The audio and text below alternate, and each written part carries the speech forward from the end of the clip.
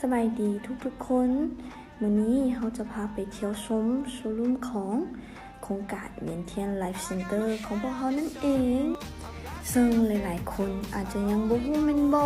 ว่าโครงการของพวกเขาตั้งอยู่ไสโครงการของพวกเขาแม่นตั้งอยู่บ้านหนองจันถนนคูเวียงซึ่งอยู่ติดกับเมียนจันเซ็นเตอร์เลยเด้อ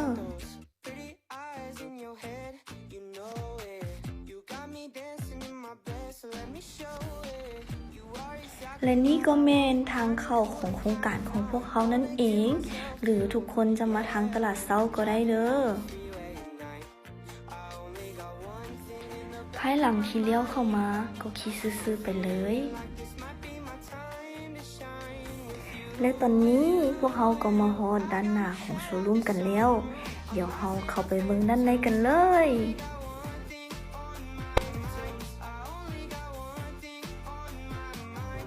ก่อนอื่นหมดเข้าไปเราก็จะต้องได้กวดวัดแทกอุณหภูมิเพื่อรักษามาตรการโควิดและนี่ก็เป็นโมเดลจำลองของโครงการเมียนเทียนไลฟ์เซ็นเตอร์ของพวกเขานั่นเองส่วนตัวนี้จะเป็นโมเดลของห้องแต่ละประเภทของคอนโดของพวกเขาโชว์รูมของพวกเขาเป็นกว้างขวางหลายและมีพนักงานต้อนรับตลอด24 ชั่วโมงเลยลูกค้าทุกท่านสามารถเข้ามาเยี่ยมชมโครงการของพวกเขาได้เด้อ